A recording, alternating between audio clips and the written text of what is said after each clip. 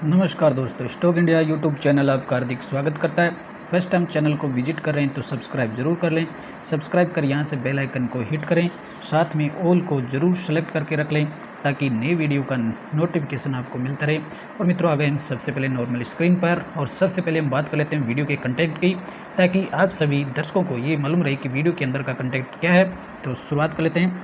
तो वीडियो के कंटेंट की बात करें तो सबसे पहले हम देखेंगे निफ्टी इंडेक्स को कि आज इंडेक्स में क्या है, क्लोजिंग कैसी रही और साथ ही आगे कल का मार्केट कैसे रहने वाला है। दूसरी बात करें तो एक बड़ी कैबिनेट मीटिंग हुई है जिसमें क्या डिसीजन आया है उसको देखने वाले हैं। साथ में हम बात करेंगे Q1 के रिजल्ट्स की, और Q1 के रिजल्ट्स में आज TCS के रिजल्ट्स है वो आ चुके हैं। तो TCS के रिजल्ट्स भी अपन बारीकी से इसमें देखेंगे। तो मित्रों, एंड तक बने रहिए और वीडियो काफ़ी महत्वपूर्ण होने वाला है। तो सबसे पहले हम शुरुआत कर लेते हैं निफ्टी इंडेक्स से।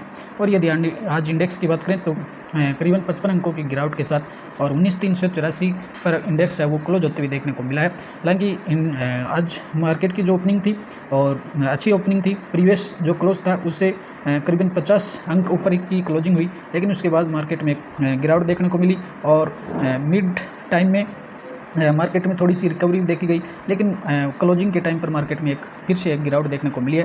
हालांकि आज 19,507 का एक हाई भी लगा है और 19,507 का जो हाई है वो जो इंडेक्स का ऑल टाइम हाई है 19,523 उसके नज़दीक जाते हुए देखने को मिली।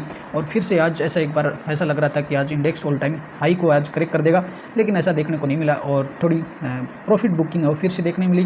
कुछ ग्लोबल क्यूज थे, उसके चलते भी मार्केट में आज फिर से है वो गिरावट देखने को मिली है।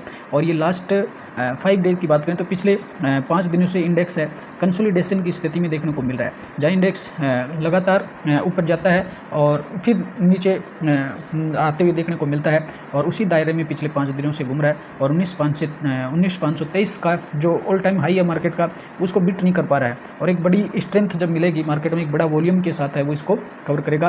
तो देखते हैं कि कल है वो किस प्रकार का मार्केट है वो रहने वाला है। साथ ही आज कुछ वर्ल्ड लेवल की बात करें तो कुछ ग्लोबल चलते जो आईटी जो सेक्टर था उसमें कुछ चिंताएं थी और आईटी सेक्टर के स्टॉक्स थे उनमें गिरावट के कारण वो इंडेक्स भी है वो लगभग गिरावट में देखने को मिला। हालांकि PSU जो बैंकिंग थे, पब्लिक सेक्टर के जो बैंक थे, उन्होंने अच्छा काम किया और इंडेक्स को है वो थोड़ा मजबूती से रखा। और इसके साथ ही आज LTI जो माइंट्री है वो HDFC की जगह निफ्टी 50 इंडेक्स में आज वो जगह उसकी निफ्टी 50 में शामिल हो गया है। और साथ ही अब बात करेंगे तो अब लेटेस्ट न्यूज आ रही है कि अमेरिकी जो मार्केट का फ्यूचर है वो कुछ चेंज होते हुए देखने को मिल रहा है और रेड में आते हुए देखने को मिल रहा है। इसका कारण ये है कि जो इन्फ्लेशन की जो मेजर इन्फ्लेशन रिपोर्ट आने वाली है अमेरिका से, और उसके इन्फ्लेशन के चलते कुछ चिंताएं बाजार को है, इसलिए अमेरिकी मार्केट का जो फ्यूचर है वो डाउन देखने को मिल रहा है। तो ये देखने वाली बात होगी कल के मार्केट के लिए कि अमेरिकी मार्केट का है वो फ्यूचर है या अमेरिकी मार्केट की शुरुआत है वो किस तरह की रहती है, ग्रीन रहती है, अच्छी तेज़ी रहती है या डाउन रहते हैं। तो उसी तरीके से कल के लिए इंडियन मार्केट भी उसी तरह से रिएक्ट करेगा। और मित्रों, अब शुरुआत कर लेते हैं सबसे पहले Q1 रिपोर्ट की। और Q1 जो रिजल्ट्स है आज TCS के जारी हो गए हैं और TCS के Q1 जो रिजल्ट्स है उसकी चर्चा अपन इसमें कर लेते हैं। और TCS है वो दुनिया की दूसरी सबसे बड़ी कंपनी IT सेक्टर की, और मार्केट कैप के लिहाज से बात करें तो इंडिया में भी ये रिलायंस के बाद है वो बड़ी कंपनी में शुमार है। और साथ ही आज TCS है और पूरे IT सेक्टर को रिफ्लेक्स करेगा। और इससे TCS के रिजल्ट से आज ये पता लग जाएगा कि IT सेक्टर में रिकवरी कब तक होगी और पूरे IT सेक्टर के रिजल्ट से नंबर है वो कैसे रहने वाले हैं। तो TCS के रिजल्ट है वो इस मायने में काफ़ी अहम रखते हैं। तो शुरुआत करेंगे अपन TCS के रिजल्ट PDF पर चलते हैं। तो मित्र, आ गए हैं TCS के रिजल्ट और PDF पर अपन देख लेते हैं। और आज financial result for the quarter ended 30 June and declaration of अंतरिम डिविडेंड। और आज बोर्ड ने और अंतरिम डिविडेंड का डिक्लेरेशन किया है। तो देख लेते हैं सबसे पहले डिविडेंड कितना मिलने वाला है शेयर होल्डर्स को। और इसमें board meeting to held today the directors have declared an अंतरिम dividend of 9 per equity share. और 9 रुपये का जो पर इक्विटी शेयर है, 9 रुपये पर शेयर का है वो डिविडेंड है वो शेयर होल्डर्स को मिलने वाला है। साथ ही इसके अंतरिम जो डिविडेंड है वो कब तक पेड होगा, तो अंतरिम डिविडेंड है इसके लिए और शेयर होल्डर्स का अप्रूवल की कोई आवश्यकता नहीं होगी। तो ये 7 अगस्त 2023 तक है वो डिविडेंड है वो मिल जाएगा शेयर होल्डर्स को। और इसके लिए जो रिकॉर्ड डेट की बात करें तो रिकॉर्ड डेट रखी गई है गुरुवार 20 जुलाई 2023 है रिकॉर्ड डेट इसके लिए रखी गई है। तो रिकॉर्ड डेट से पहले अगर कोई शेयर होल्डर्स इसको खरीद लेता है तो उसको डिविडेंड का मिलने का वो हकदार होगा। तो ये है डिविडेंड का अनाउंसमेंट है वो यहाँ देखने को मिल रहा है। और अपन बात करेंगे, अब आ गए रिजल्ट्स PDF पर, और सबसे पहले आप एडजस्टमेंट कर लेते हैं मित्रों इसको। और रिजल्ट PDF को अपने एडजस्टमेंट कर लिया।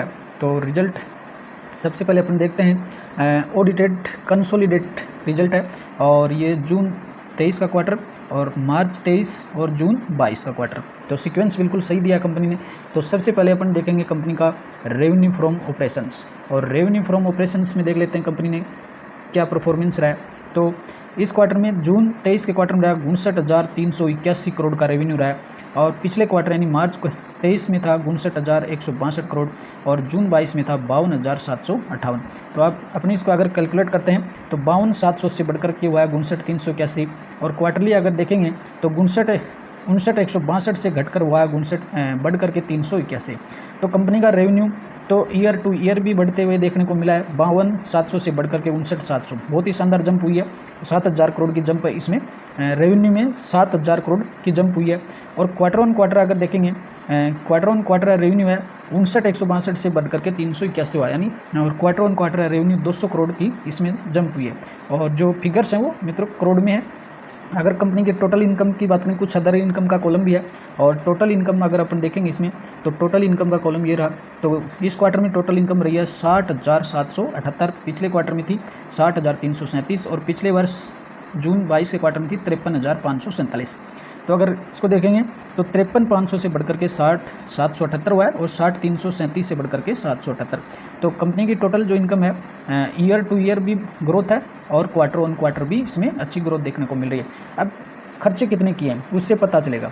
साथ ही अब पिछले दिनों एक न्यूज़ आ रही थी कि TCS ने एम्प्लॉयज़ की सैलरी की है, तो इसके मार्जिन्स कुछ प्रभावित होते हुए देखने को मिलेंगे। कंपनी के पास है वो नेट प्रॉफिट कम देखने को मिलेगा, एबिडिटा भी कम देखने को मिलेगा, क्योंकि एम्प्लॉयज़ की सैलरी बढ़ाई गई है। तो एम्प्लॉयज़ बेनिफिट एक्सपेंसिव यहाँ ज़्यादा इस क्वार्टर में 35,148 करोड़ है, पिछले क्वार्टर में 33,687 था, और पिछले वर्ष 30,327 है। तो यहाँ एम्प्लॉयज़ जो बेनिफिट एक्सपेंसिव वो बढ़ाए गए हैं, तो इसका जो प्रभाव है पिछले क्वार्टर में 33,000 करोड़ थे, और ये बढ़ करके 35,000 करोड़ हुआ। तो इसका प्रभाव आपको एबिडिटा में देखने को मिलेगा, कंपनी के प्रॉफिट पर देखने को मिलेगा। तो कंपनी का अगर टोटल खर्चों की बात लेते हैं तो टोटल खर्चे रहे 45,789, पिछले क्वार्टर में थे 44,946, और पिछले वर्ष थे 40,000। तो खर्चे हैं वो ईयर टू ईयर भी बढ़े, 40,700 से बढ़कर के 45,789 रहे, और क्वार्टर ऑन क्वार्टर भी बढ़े, 44,946 से बढ़कर के 45,789। इसका मतलब कंपनी के खर्चे हैं वो क्वार्टरली ईयरली दोनों दृष्टि से बढ़े हैं, तो प्रॉफिट है वो कम देखने को मिलेगा। और प्रॉफिट फॉर बिफोर टैक्स का कॉलम अपन नहीं देखेंगे, और प्रॉफिट फॉर द पीरियड का कॉलम देखेंगे अपन। ये रहा प्रॉफिट फॉर द पीरियड का कॉलम। तो इस क्वार्टर में रहा 11,120 करोड़ का प्रॉफिट रहा है। कितना रहा है? 11,120 करोड़। पिछले क्वार्टर में था 11,436। और तो अगर क्वार्टर ऑन क्वार्टर आप इसको देखेंगे, क्वार्टर ऑन क्वार्टर कितना कम हुआ है, 11,436 से कम होकर के 11,120 रहा है, करीबन 300 करोड़ डाउन रहा है। अगर 300 करोड़ तो ये उधर एम्प्लॉयज़ की सैलरी जो इंक्रीज की गई है उसके वजह से ये यहाँ कम देखने को मिल रहा है, अलबत्ता ये बराबर ही देखने को मिलता है। और यदि पिछले वर्ष बात करेंगे तो पिछले वर्ष प्रॉफिट रहा था 9,519 का। तो इसको अगर ईयर टू ईयर आप कैलकुलेट करेंगे तो ईयर टू ईयर 9,500 से बढ़ करके 11,120 हुआ है। कुल मिलाकर के प्रॉफिट है ईयर टू ईयर वो शानदार ही बढ़ा है। कंपनी का ईयर टू ईयर प्रॉफिट है वो अच्छा ही बढ़ा है, और हालांकि क्वार्टरली है वो हल्का सा डाउन देखने को मिल रहा है। तो ऑल ओवर तो कंपनी के जो रेवेन्यूज़ हैं और मार्जिन्स थोड़े हल्के प्रभावित हुए, बाकी ऑल ओवर प्रॉफिट है वो ईयर टू ईयर है वो अच्छा ही देखने को मिल रहा है। और इसी का रिफ्लेक्शन अपने को EPS में मिलेगा। अर्निंग पर शेयर का कॉलम है उसमें चलते हैं, तो अर्निंग पर शेयर है वहाँ से अपने को सब कुछ पता चलेगा। अर्निंग पर शेयर तो बिल्कुल साफ स्थिति होगी। इस क्वार्टर में अर्निंग पर शेयर EPS रहा है 30.24, और पिछले क्वार्टर में था 31.14, यानी EPS है वो क्वार्टर ऑन क्वार्टर है वो एक अंक कम हुआ है, और 1 अंक की कमी देखने को मिल रही है। और अगर इसको ईयरली पकड़ेंगे तो पिछले वर्ष रहा था 25.9, तो ईयर टू ईयर अगर इसको कैलकुलेट करेंगे तो इसमें 5 अंकों की बढ़ोतरी हुई है। EPS 5 अंकों तक बढ़ा है ईयर टू ईयर, और हालांकि क्वार्टर ऑन क्वार्टर 1 अंक कम हुआ है। तो ये सारा इसमें खेल देखने को मिल रहा है कि ऑल ओवर कंपनी की रेवेन्यू अच्छे कमाए हैं, और EPS अर्निंग पर शेयर है वो ईयर टू ईयर तो अच्छे हैं, लेकिन क्वार्टरली थोड़े से हल्के देखने को मिल रहे हैं। तो अब इसी का प्रभाव है वो TCS का जो अपन देखा है यही, और इसी का पूरा जो प्रभाव है वो अन्य कंपनियों पर भी देखने को मिलेगा। ऑल ओवर यहाँ संतुष्टि देखने को मिल रही है कि कंपनियों के जो रेवेन्यूज है वो क्वार्टर ऑन क्वार्टर बढ़े हैं, घटे नहीं है। तो IT सेक्टर के लिए एक अच्छी संतुष्टि बात हो सकती है। हालांकि कंपनी के मार्जिन्स है वो कम हो सकते हैं। और यदि अपन देखेंगे अब कुछ कंपनी ने कुछ हाईलाइट्स दिए हैं, तो हाईलाइट्स की बात कर लेते हैं। Reviewed order book and transformation deals mark TCS Q1। और क्वार्टर जो 1 है उसमें ऑर्डर जो बुक है काफ़ी मजबूत है, और ट्रांसफॉर्मेशन जो डील्स है वो एक मार्क की तरह है। और इसमें अगर देखें तो रेवेन्यू कितना रहा है, रेवेन्यू रहा है 59,381 करोड़, और रेवेन्यू में जो ग्रोथ रही है 12.6% ईयर टू ईयर की ग्रोथ रही है। ईयर टू ईयर कितनी ग्रोथ हुई है, 12.66। और कॉन्स्टेंट करेंसी में बात करेंगे तो 7% की CC जो ग्रोथ हुई है कॉन्स्टेंट करेंसी में 7% की ग्रोथ हुई है। और UK जो बिजनेस है उसमें ईयर टू ईयर 16.1% की ग्रोथ हुई है। लाइफ साइंसेज और हेल्थ केयर जो बिजनेस है उसमें 10.1% की ग्रोथ हुई है। और मैन्युफैक्चरिंग जो यूनिट्स है उसमें 9.4% की ग्रोथ हुई है। तो ये ग्रोथ है वो काफ़ी अच्छी ग्रोथ है देखने को मिल रही है। और नेट जो इनकम है उसमें 11,074 करोड़ की ग्रोथ देखने को मिल रही है। और कैलकुलेट करेंगे तो 16.8% की ईयर टू ईयर ग्रोथ देखने को मिली है। और कंपनी की ऑर्डर बुक की बात करें तो ऑर्डर बुक भी काफ़ी मजबूत देखने को मिल रहा है। ऑर्डर बुक है वो $10.2 बिलियन की देखने को मिल रही है। और बुक टू बिल रेशियो है वो 1.4 का देखने को मिल रहा है। तो ऑल ओवर TCS ने काफ़ी कमबैक किया है, अच्छा कमबैक किया है। और हर जो फैक्टर्स है उसमें अच्छा ही परफॉर्मेंस देखने को मिल रहा है। कुछ क्वार्टरली हाइलाइट्स देखेंगे जो 30 जून इस क्वार्टर के में जो हुआ है, इस क्वार्टर का जो एंड हुआ है उसमें रेवेन्यू 59,300 करोड़ रहा है, और 12.6% ईयर टू ईयर बढ़ा। और CC ग्रोथ है वो 7% देखने को मिले। ऑपरेटिंग जो मार्जिन है 23% तक बढ़ा है, और इसमें 0.1% है वो ईयर टू ईयर एक्सपेंशन हुआ है, 0.1% बढ़ा है year two year. Net income 11,000 crore की है, 16.8% ईयर टू ईयर बढ़ा है। नेट मार्जिन में 18.6% की ग्रोथ हुई है। नेट मार्जिन कितना बढ़ा है, 18.6% रहा है। और इसके अलावा देखें तो इसमें डाइवर्स एंड इंक्लूसिव वर्क जो प्लेस है वोमेन इन वर्क फोर्स है वो 35% है। और इसमें जो नेशनल लाइज है वो 154 का है। और तो नेट हेड काउंट एडिशंस हुए हैं 523, और वर्क फोर्स स्ट्रेंथ है वो 6,15,318 की रही है। और कंपनी ने डिविडेंड का अनाउंसमेंट किया 9 रुपये पर शेयर। रिकॉर्ड डेट है इसके लिए 20 जुलाई 23 रखी गई है, और पेमेंट डेट है वो 7 अगस्त 2023 रखी गई है। तो ये थे रिजल्ट्स के कुछ हाईलाइट्स। और इसके अलावा अपन ईयर टू ईयर भी इसको कंपेयर कर लेते हैं कि ईयर टू ईयर कितनी ग्रोथ हुई है। तो कंपनी की ईयर टू ईयर सेल्स देखेंगे तो ईयर टू ईयर अपन इसमें कंपेयर कर लेते हैं। तो ईयर टू ईयर पिछले वर्ष से इस वर्ष में कितना बढ़ा है, 52,700 से बढ़कर के 59,381 हुआ है। और ईयर टू ईयर ग्रोथ है वो 13% की ग्रोथ हुई है। एबिडिटा अगर बात करेंगे तो एबिडिटा ईयर टू ईयर 13,416 से बढ़ करके 14,958 रहा है, और 12% की ग्रोथ देखने को मिल रही है। और नेट प्रॉफिट की बात करेंगे तो net profit year two year 17% की ग्रोथ हुई है, और EPS में भी 17% की ग्रोथ देखने को मिल रही है। ऑल ओवर TCS के रिजल्ट है काफ़ी उम्दा रिजल्ट है। एम्प्लॉयज़ की भी बढ़ोतरी हुई है, और इस लिहाज से ऑल ओवर IT सेक्टर के लिए ये रिजल्ट है वो कुल मिलाकर के संतोषजनक रिजल्ट इनको अपन कह सकते हैं। और आज यदि स्टॉक्स को देखते हैं तो आज हल्की गिरावट में ही स्टॉक्स का देखने को मिला है, और करीबन 11 अंकों की क्लोजिंग के 11 अंकों की कमी के साथ 3260 पर स्टॉक्स देखने को मिल रहा है। ऑल ओवर TCS के रिजल्ट है वो सुधरते हुए नज़र आ रहे हैं। तो और मित्रों बात कर लेते हैं आज की बहुत ही महत्वपूर्ण बड़ी ब्रेकिंग न्यूज़ देखने को मिल रही है। कैबिनेट की आज जो मीटिंग थी उसमें एक बहुत ही बड़ा प्रस्ताव पास किया गया, और प्रस्ताव किसके लिए पास किया गया, जो मिनरल्स जो माइनिंग्स है उससे रिलेटेड प्रस्ताव पास किया गया। और लिथियम जो मिनरल्स है, लिथियम का जो खनन किया जाने का एक प्रस्ताव पास किया है। पहले आज देश में जो लिथियम जो मिनरल्स थे उनका जो खनन था वो सिक्योर्ड था गवर्नमेंट के लिए सिक्योर्ड था, उसमें निजी क्षेत्र का प्रवेश नहीं था। कि जो लिथियम जो आयन होता है, लिथियम का जो मिनरल्स या खनिज होता है वो आज तक पहले केवल सरकारी जो कंपनियां होती थी वो ही इसका खनन कर सकती थी। लेकिन आज कैबिनेट में एक प्रस्ताव पास किया गया जिसके तहत जो लिथियम जो मिनरल्स है उसका जो माइनिंग्स हैं वो निजी क्षेत्र के लिए या निजी सेक्टर के लिए, प्राइवेट सेक्टर के लिए भी इसको खोल दिया गया है। और इसका आज प्रभाव ये देखने को मिला कि जो लिथियम आयन बैटरी बनाने वाली जो कंपनियां थी उनके जो स्टॉक्स थे उनमें एक्शन देखने को मिला, उनमें कुछ तेज़ी देखने को मिली है। और इस प्रस्ताव का क्या इफेक्ट होगा उसकी चर्चा अपन कर लेते हैं। तो आज जो निजी कंपनियों के जरिए लिथियम माइनिंग का रास्ता है वो अब इस प्रस्ताव से साफ हो गया और सरकार ने लिथियम माइनिंग नीलामी के प्रस्ताव को आज मंजूरी दे दी इस नोट के तहत। और इसके तहत जो लिथियम के साथ ही जो 6 मिनरल्स जो माइनिंग है उन पर से प्रतिबंध भी हटा दिया गया है। इसके लिए कैबिनेट ने आज MMDR एक्ट में एक संशोधन को मंजूरी दी है। और कैबिनेट की जो बैठक में निजी कंपनियों के जरिए लिथियम माइनिंग के प्रस्ताव को आज मंत्रिमंडल के द्वारा मंजूर कर लिया गया है और कैबिनेट ने लिथियम माइनिंग नीलामी के प्रस्ताव को मंजूरी दे दिया है। और सरकार ने इसका ये इसलिए किया है जो ग्रीन एनर्जी का जो लक्ष्य रखा है सरकार ने उसे पूरा करने की दिशा में एक पहला कदम सरकार ने उठाया है। और अब बड़ा लिथियम आयन की नीलामी को लेकर के सरकार ने यह वो बड़ा फैसला लिया है। और अभी तक इसमें केवल क्या होता था कि केवल सरकारी कंपनियां ही लिथियम की जो माइनिंग करती थी और इस फैसले के बाद, आज के फैसले के बाद इसमें प्राइवेट सेक्टर की भी इसमें एंट्री हो गई है और प्राइवेट जो सेक्टर की कंपनियां वो भी लिथियम की माइनिंग कर सकेंगी। और इसका इम्पैक्ट क्या होगा?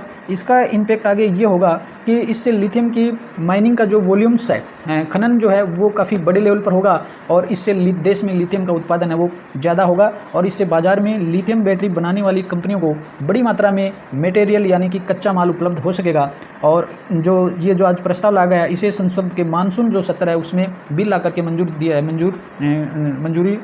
दिया जाएगा। और अभी तक नेशनल सिक्योरिटी के लिहाज से इसे सिक्योर्ड खनन में रखा गया था, प्राइवेट सेक्टर की इसमें एंट्री नहीं थी, लेकिन अब इसमें प्राइवेट सेक्टर की एंट्री होगी और लिथियम जो मिनरल है उसका वॉल्यूम बढ़ेगा और इससे लिथियम आयन बनाने वाली जो बैटरियाँ हैं उनको बड़ा फ़ायदा होने वाला है। और इनको एक कच्चे माल, बड़े लेवल पर कच्चा माल उपलब्ध होगा तो बैटरियों का जो मैन्युफैक्चरिंग है वो भी बढ़ते हुए देखने को मिलेगी। और अभी तक देश में लिथियम जो रिस्ट्रिक्टेड कैटेगरी में आता था और इसका इस्तेमाल केवल नेशनल सिक्योरिटी से जुड़े कामों में ही किया जाता था, इसका कमर्शियल उपयोग नहीं होता था। इस लिहाज से पिछले 1 साल में लिथियम बैटरी का जो इम्पोर्ट था 53% तक बढ़ा है। और लिथियम आयन जो बैटरी है वो जो इलेक्ट्रॉनिक जो व्हीकल्स हैं उसमें एक महत्वपूर्ण पार्ट है और इसके बिना जो इलेक्ट्रॉनिक जो गाड़ियाँ हैं उनकी कल्पना नहीं की जा सकती। तो लिथियम आयन जो बैटरी का इंपोर्ट है वो 53% तक बढ़ गया है देश में और सरकार ने इसे 2030 तक 500 गीगावाट ग्रीन एनर्जी का जो लक्ष्य रखा था उसको प्राप्त करने के लिए सरकार ने आज लिथियम आयन के जो मिनरल्स है उसके माइनिंग को आज ये मंजूरी दी है, प्राइवेट सेक्टर की इसमें एंट्री की है और इसको पूरा करने के लिए लिथियम आयन बैटरी की काफ़ी महत्वपूर्ण भूमिका हो सकती है। और लिथियम आयन बैटरी बनाने वाली कंपनियों के लिए एक ये बड़ा काफ़ी अहम फैसला है क्योंकि इससे देश में ग्रीन एनर्जी का लक्ष्य पूरा करने के लिए लिथियम जो बैटरी की भूमिका है वो काफ़ी बड़ी है और लिथियम बैटरी बनाने वाली कंपनियों के लिए सरकार का फैसला काफ़ी बड़ा फैसला आज आते हुए देखने को मिला है। इससे बैटरी की जो मैन्युफैक्चरिंग है वो काफ़ी बड़े लेवल पर हो सकेगी और इससे बैटरी जो 53% तक इम्पोर्ट की जाती हैं लिथियम बैटरी उनका इम्पोर्ट कम होगा और इसको देश को काफ़ी फ़ायदा मिलेगा। साथ ही इसमें जो बैटरीज बनाने वाली कंपनियां उनको बड़ा फायदा होने जा रहा है। तो बैटरीज मैन्युफैक्चरिंग करने वाली कंपनियों की बात करें तो इसमें देश में अब तक लिस्टेड कंपनियों की बात करें तो 8 कंपनियां लिस्टेड हैं जो बैटरी लिथियम आयन बैटरी बनाती हैं। Exide Industries, Amara Raja batteries, HBL power, Eveready और high energy battery, Indo National, Panasonic energy और स्टैंडर्ड बैटरी, ये कुछ हमने 8 स्टॉक्स है वो आपके सामने रखे हैं जो शेयर मार्केट में जो लिस्टेड कंपनियां हैं और जो लिथियम आयन बैटरी मैन्युफैक्चरिंग करने का काम करती हैं। आज इसमें अपन कुछ अच्छे जो इन्वेस्टमेंट के लिहाज से अगर देखें सिक्योर जो कंपनियों की बात करें तो एक्साइड और अमरा राजा बैटरी और HBL पावर पर ज़्यादा करें तो जा सकते हैं। कुल ये 3 कंपनियों के स्टॉक्स की अपन चर्चा इसमें कर लेते हैं। और अमरा राजा बैटरी की बात करें तो आज यहाँ स्टॉक्स है इस न्यूज़ के चलते आज 3% तक दौड़ गया और इसने आज 703 का एक नया ऑल टाइम का हाई भी लगाया है और अच्छा परफॉर्मेंस आज यहाँ देखने को मिला है। अमरा राजा की बात करें तो पिछले 1 महीने में यहाँ 12% का रिटर्न मिला है और पास्ट 1 ईयर की बात करें तो इसमें 50% का रिटर्न मिला है। तो अमरा राजा अगर आप लिथियम आयन बैटरी में के कंपनी के स्टॉक्स में अगर इन्वेस्टमेंट करने की इच्छुक हैं तो आप अमरा राजा बैटरी पर जा सकते हैं। हालांकि पिछले 5 सालों का कैलकुलेशन करेंगे तो पिछले 5 सालों में यहाँ कोई रिटर्न नहीं मिला है क्योंकि जो बैटरीज वाली कंपनियां हैं वो EV जो सेक्टर है, इलेक्ट्रॉनिक व्हीकल्स कि मीन इलेक्ट्रॉनिक व्हीकल्स आने के बाद में इन बैटरियों पर काफ़ी फोकस बढ़ा है। साथ ही जो ग्रीन एनर्जी के जो टारगेट्स रखे गए हैं उसके बाद से इन स्टॉक्स में जान आई है। पहले इन स्टॉक्स पे ज़्यादा इंटरेस्टेड नहीं देखने को मिले इन्वेस्टर्स, लेकिन अब इनमें एक बड़ी तेज़ी है वो देखने को मिल सकती है और पिछले 1 साल में इसने 50% का रिटर्न दिया है। दूसरी बात करें तो एक्साइड इंडस्ट्री, तो यहाँ भी आज स्टॉक्स है 1% की तेज़ी के साथ क्लोज हुआ है और इसने भी आज करीब 255 का हाई किया है और ये 52 का हाई भी देखने को मिल रहा है। और यदि ये बात करें 255 का आज हाई भी लगाया और पास्ट 1 मंथ की बात करें तो एक्साइड इंडस्ट्रीज से 23% का रिटर्न मिला है और लास्ट 6 मंथ की बात करेंगे तो 40% का रिटर्न मिला है। और वहीं सेम अगर पिछले 5 सालों के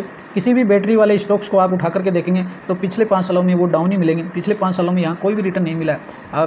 तो ये एक इन पर जो फोकस बढ़ा है वो ईवी के बाद में ही बढ़ा है और जो ग्रीन एनर्जी के जो बड़े टारगेट्स रखे गए हैं उसके बाद में यहाँ जहाँ इन स्टॉक्स में है वो एक्शन देखने को मिला है। तो इन दोनों स्टॉक्स पर आप फोकस बना करके रख सकते हैं और इनको अपनी वॉच लिस्ट में रखिए और रडार पर रखिए। आने वाले दिनों में इसमें और भी तेज़ी आपको देखने को मिल सकती है। तो बैटरी के लिहाज से ये 2 कंपनियाँ मुझे सिक्योर लगती हैं, तो स्टडी कीजिए आप भी और इसे अपने रडार पर रखिए। तो आशा करते हैं मित्रों वीडियो आपको पसंद आया होगा और पहली बार चैनल को विजिट करें तो सब्सक्राइब जरूर कर लें, वीडियो को शेयर और लाइक जरूर करें, कमेंट्स करें ताकि हमें वीडियो की क्वालिटी का पता लग सके और मैनेज कर सकते हैं वीडियो को। और नमस्कार, अगले वीडियो में फिर मिलते हैं।